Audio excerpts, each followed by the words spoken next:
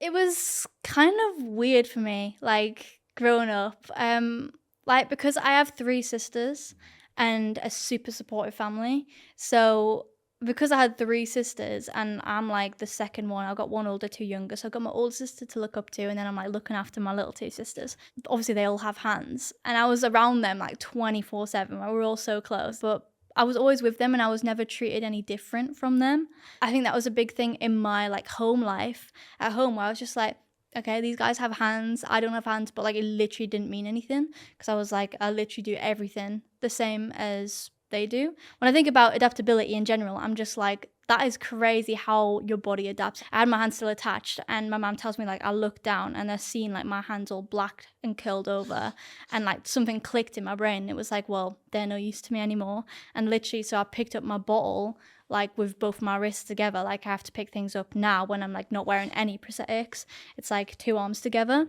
And you can actually like there was actually that moment where they witnessed where it was like, they're done to me. Let's try and figure this out without hands.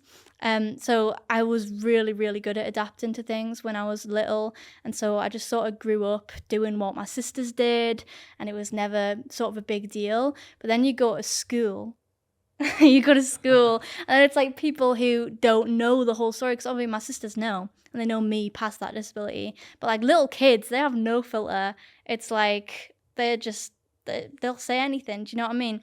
But there were things like activities that I just didn't like doing for the sole reason that I knew I stood out. Like I think the first time I really realized that was like when my sisters and I would go to the park, and like this obviously Kid Central, and like all the kids were just like with it. I noticed like my sister could like make friends like there on the spot and like go sit on the swings together, whereas for me I got a lot of stares, and then I sort of had to like wait for them to ask the question and then me sort of explain it. And once I did, like that was all good and we could be friends. But it was like actually getting to that point, and it was just like that extra little step that I realized that like my older sister Tia didn't have to deal with. They just make friends like off the bat. Whereas for me, it was like that like explanation first, which I didn't mind doing. But then sometimes people are a little bit awkward about that, and they don't know what they can say and what they can't say. Sometimes parents are awkward about that, and they're like they don't even want their kid to offend anybody or get involved, so they'll just like swivel the kid the other way.